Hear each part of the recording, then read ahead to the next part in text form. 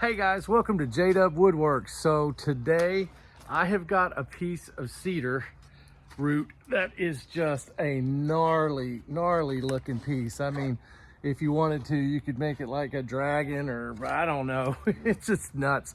I try not to look at these pieces and imagine some kind of creature, but it's hard not to when they look like this, right? So I actually ran a contest when I was at the Texas Woodworkers Festival, and one of the winners is going to get this piece. And he and I spoke on the phone a little bit, and so Chris, this one's for you.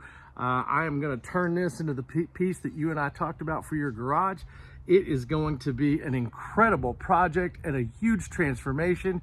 Y'all stick around. We're going to make a big old mess today. Let's go.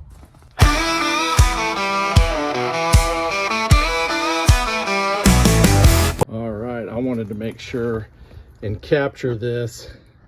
This has got some really gnarly looking root pieces that have come out here. This is an old piece.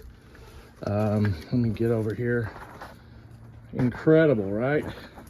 It's like some kind of weird turkey or chicken or something with a horn, but I don't do that with most of my pieces. And so although I know y'all are gonna fuss at me for doing this, I'm actually cutting the front of this off. I'm gonna basically just cut right here off. That way I can mount this to the wall. We're gonna sand this down and I'm gonna use the carving tools. I'm going to use a sander. This is going to be a heck of a process. We're going to catch it on time lapse starting right now.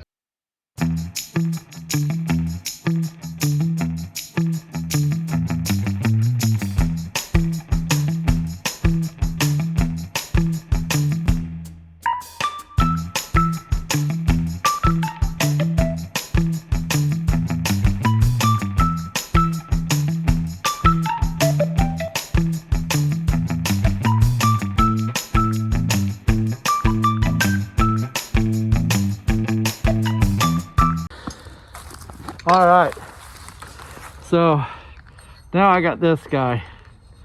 Okay, this will still take some serious timber off, but it won't be so significant, and it'll start to smooth it out a little bit, which is what I want before I start sanding. So here we go.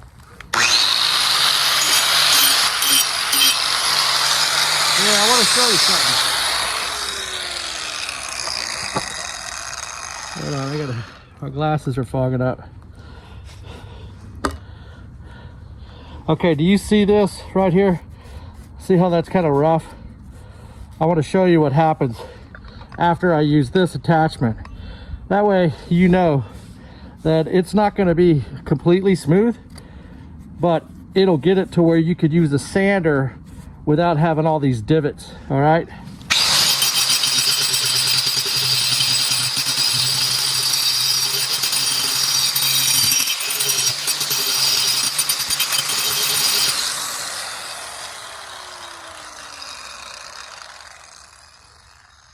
All right, so that was not putting hardly any pressure on there, and it's much more smooth. Now if I were to hit this with a 60 grit sandpaper or an 80 grit, I could start smoothing this out. Okay, so I just wanted to demonstrate how this device, or how this attachment, can get you to that next stage. Let's keep going, shall we? Of course we shall.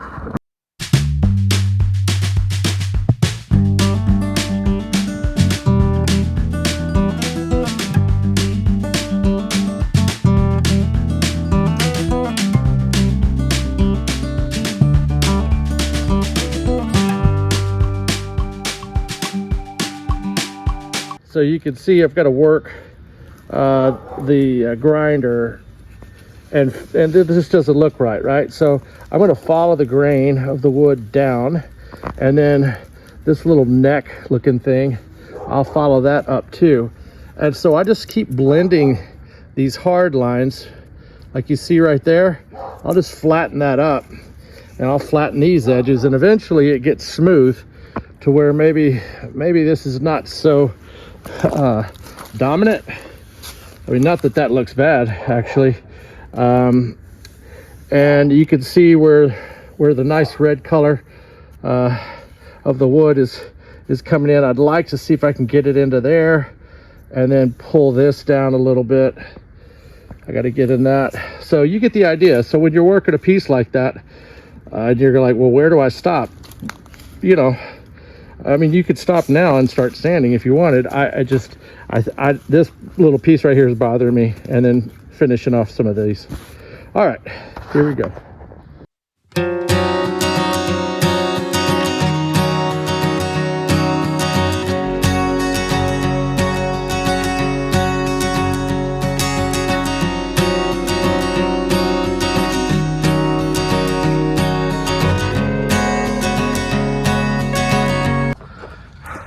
Well, I'm starting to lose a little bit of light, and I'm getting pretty exhausted too. So I know it doesn't look like much yet, but it's still in progress, right? So ideally this sucker is going to hang on the wall, and I don't know which way that's going to hang. And then I think I'm going to be able to, whoa! Sorry about that. I think I'll be able to mount some hooks on here or something. I don't know. We'll see. It's really a cool piece. It looks like some kind of a body, right? Anyway, I'm tired. It's time for a beer, and I'll pick back up the next couple days. All right, well, welcome back. This is day 2. I'm gonna go ahead and switch back to this head because as I was looking at this piece, right, I'm looking at this thing, and this is a little fat right here compared to this side. I mean, I don't know if you can just see, and there's this gap right in here. I've got to worry about this being hollow on the inside, but I'm going to shave this little piece down just a little bit, and so that's why I switched the head. Anyway, I hope you had a great Thanksgiving. I know we did. My wife's been a little sick, and that's sad, but she's getting better. So today is back at this, right? So no more turkey, no more cooking. This is looking kind of cool. Actually, it looks like a Kemp Ridley turtle. Anyway, I'm just gonna put this on time lapse and we'll get going, all right? All right, so I just continue to hit the piece with the grinder, and I start knocking it down and smoothing it out. This is typically what I do, and I start thinking about what it's going to look like when I need to start sanding, and we're just about there, and it's actually turning out really, really nice. So I actually think I'm done with the grinder. I'm going to start hitting it with the sander. Definitely hit it with 60. I'm also going to use the attachment that I can get up in here and get in here, get that a little bit carved out and cleaned up. So we'll catch that, and we'll see what's happening.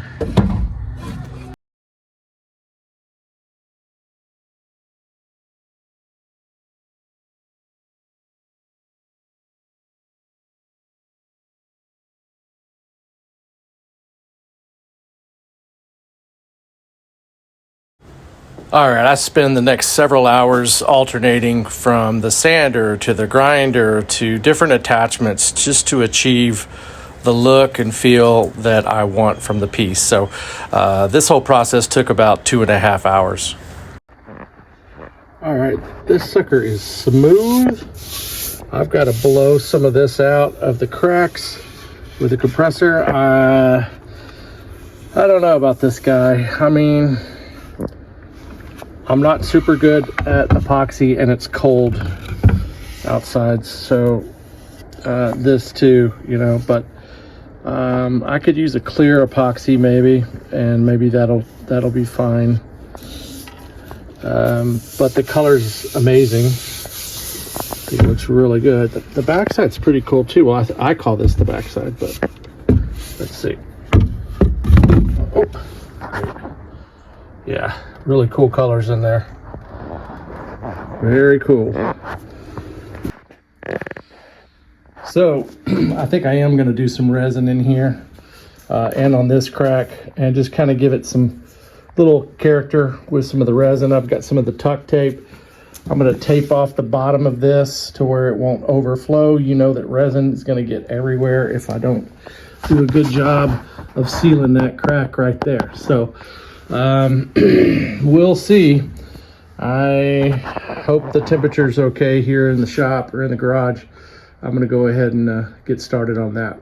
So I went ahead and just used the product that I had, which is, you can pick that up at a local hardware store. I think I got this at Lowe's. I followed the directions to mix a small little batch. You can see I've got a lot of bubbles in there. I really shouldn't be using a wooden stick, but I couldn't find my paddle for this. So I'm going to wait until this starts to heat up a little bit. Like I said, the temperature in the garage is in the 60s, so probably not the best temperature for this, and I apologize, but I've got to get this done. I think that it'll set up all right. I just have to be real careful on the timing of when I put this on here. Otherwise, if it's not warm enough, it's not setting up, I feel like it's just going to drip everywhere. So I added added a little bit of the black mica, the graphite black, to the resin. It's starting to heat up just a little bit, so we're getting close to being able to apply it. So I just slowly start pouring it into the cracks. I also use the little stick just to kind of make sure and smooth it around. I just don't know where the resin's going to go. You just never know, because there could be cracks throughout this thing that sucks the resin right out of it, and it could be pretty messy. Again, I'm very new at resin work. The temperatures aren't great, but this has to be done, and I can always fix it by working through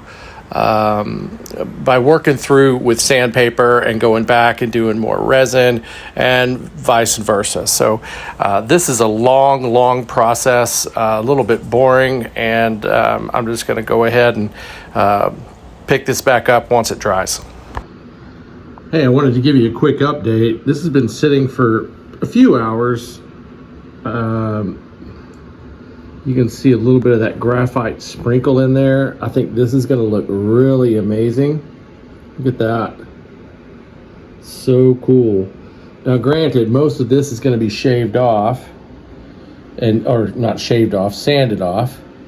And then I'm going to have to put some more down in here. Down in here. It drained out somewhere. I don't know where, but you can see there's a little bit of a gap right back here. Right back there. That's okay.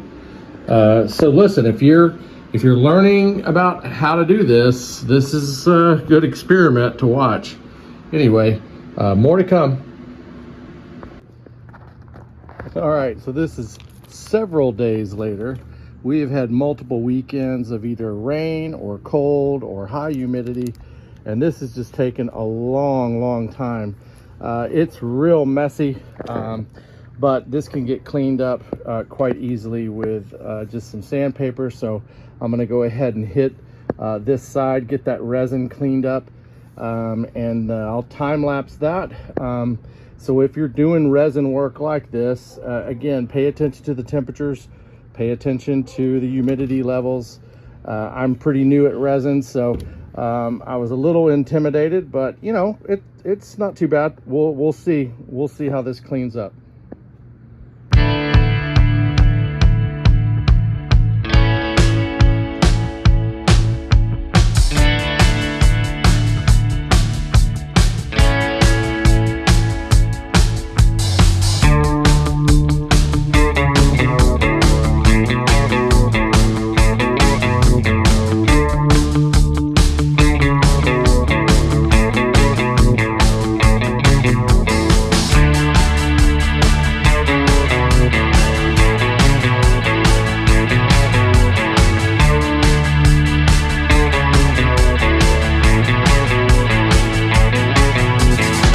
Okay, so we are in our final stages of this piece, and it's been 2 weeks since the last time that I've captured anything on video in regards to this piece. The reason, it's been cold, it's been wet, it's been damp, it's the holidays, I've been busy, you get the idea, right? But for those of you that know me, and for those of you who have watched my previous videos, you know I get all geeked out at the very end of a project when I start to put tongue oil or beeswax or whatever. And I just got to show you this piece because it has got some amazing colors. Absolutely gorgeous, gorgeous piece. I mean, look at that detail. Look at all those amazing colors. And of course the resin, I left this just really, really shiny. The rest of it did pretty well, but I'm actually going to start buffing this out with a super fine sandpaper, go up to about 1200, go up to 4000, and then to 10,000 just over the resin pieces. I'll then hit it with the tongue oil, and then we're gonna go from there and see what kind of beauty this thing is gonna reveal for the final product. Chris, I hope you're watching this one, man. This has been a love-hate relationship with this piece, considering all the work, but man, you're really gonna enjoy it. Hey, so you know, as I'm hitting this thing, I just want to point out, if you get real close like I am, you can see some mistakes, you can see some little nicks, and if I wanted to go super OCD, which I could, it would probably stress me out. Actually, I'm just going to work over those little bitty scratches with a pad, and it'll be okay. It'll be okay. It's a great way just to kind of focus on the project. It looks like a lot of work, and it is a lot of work, but it's relaxing to me.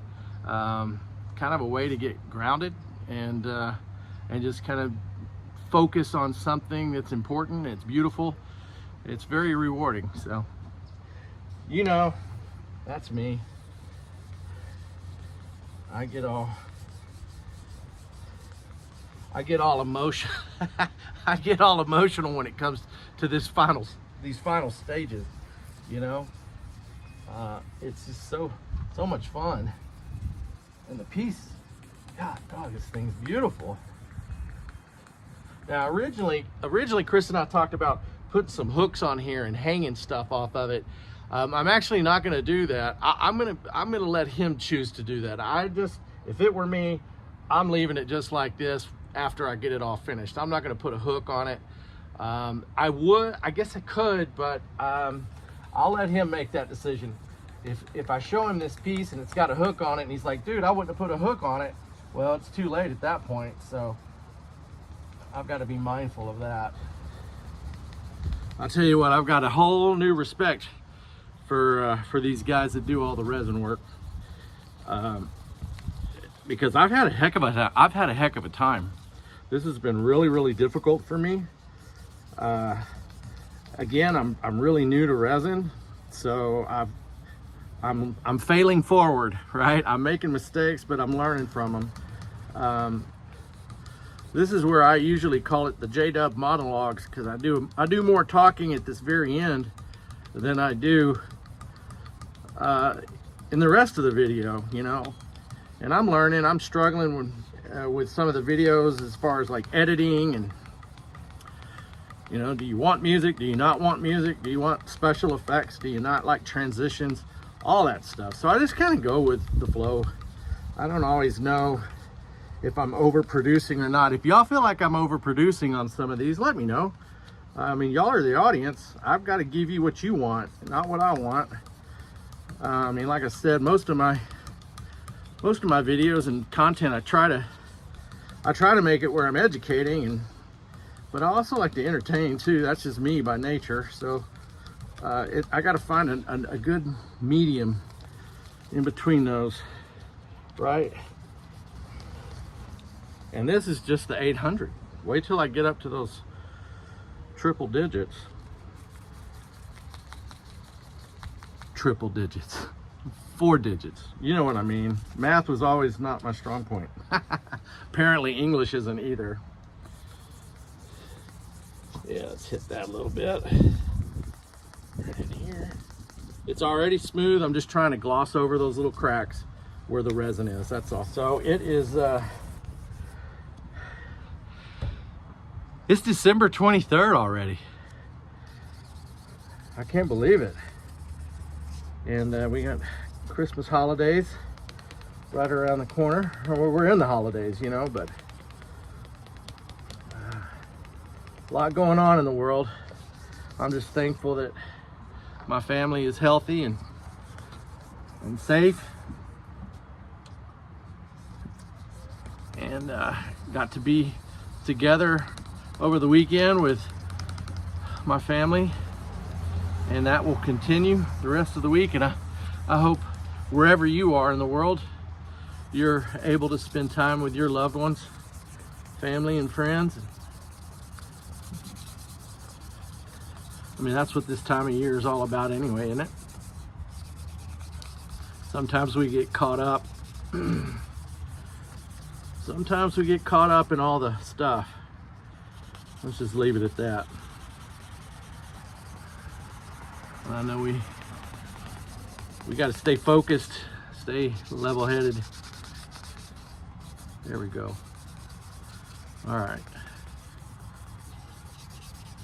I'm fixing to graduate from the 800 grit and go up to the 1200. Woo, man, this is looking good. We're just about there.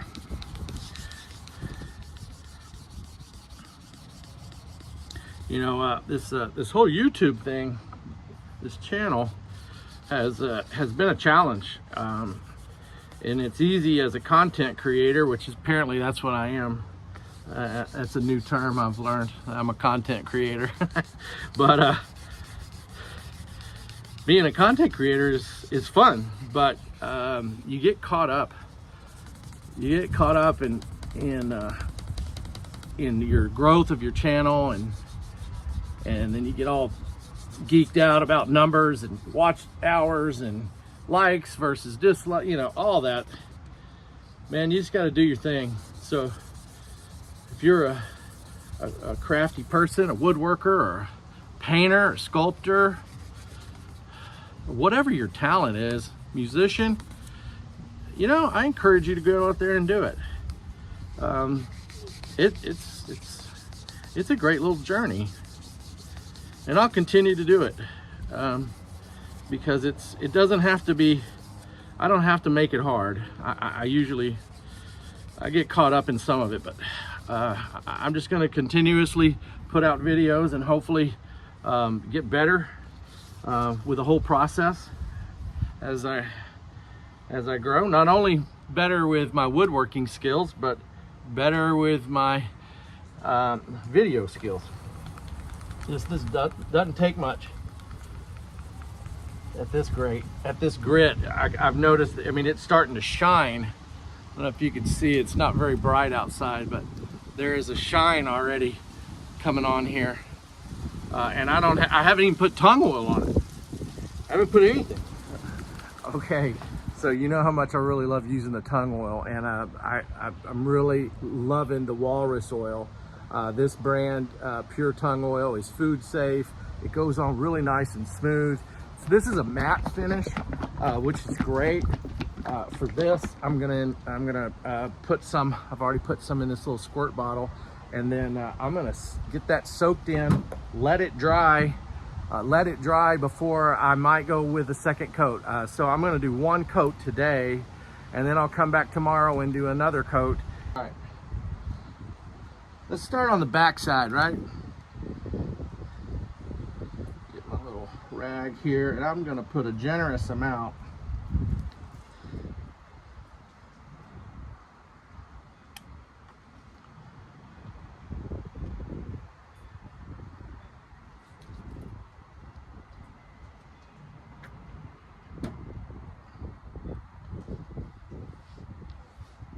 Oh yeah, baby. And it is soaking it up. This is an old piece. So that dry wood really needs to be conditioned, which you can tell there, it's loving this. And there's, you know, there's hardly any smell to this stuff. It's really amazing.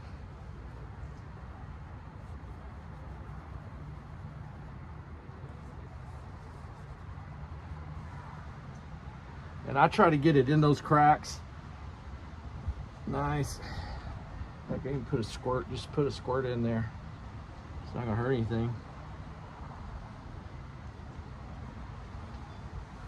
Put it in that crack, get it over here.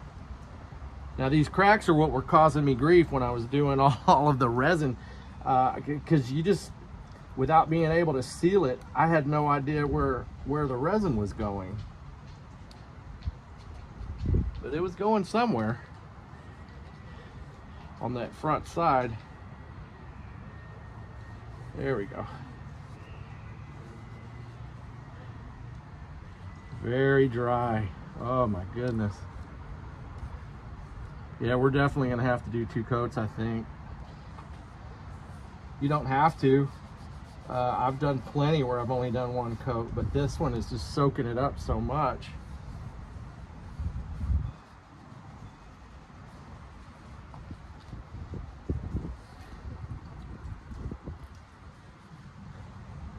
Wow. So cool. I mean, look at that. Isn't that awesome?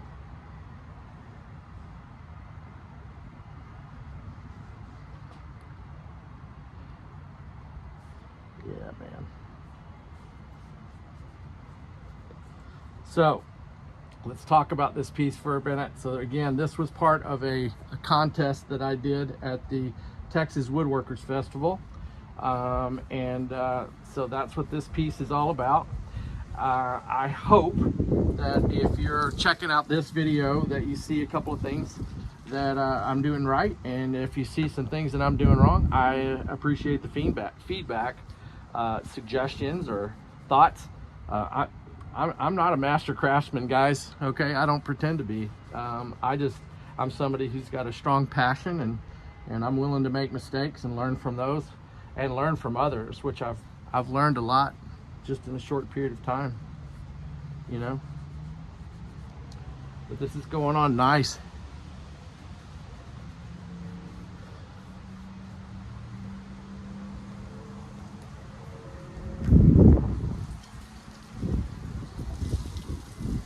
Oh yeah. This is what it's all about right here. Yeah, it's a little breezy out here today. So you just take your rag.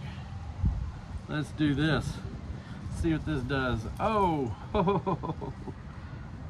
oh my. Oh yeah.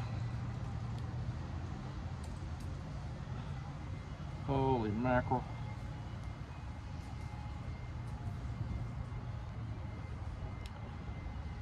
Chris, I may have to keep this piece, bro. Hey, but you want it fair and square. Oh my Lord. Now normally, after I get these pieces done, I take them inside and I show Carol, my wife, and then she doesn't want me to give them away to anybody. Now, hopefully y'all can see that. That is just tung oil and sanding, guys. But that is gorgeous, gorgeous. All right, so now,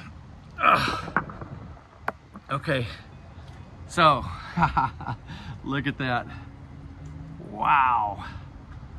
So I'm gonna let this dry, and then I'll set it in the garage. I'll let this soak up some more of that tung oil, and then probably, I mean, I don't think it'll need a second coat, but we'll see. It's pretty dry. I know I'm gonna have to put some on the back side for sure, and then depending on how much it soaks up on the front end, I'll probably do some there too.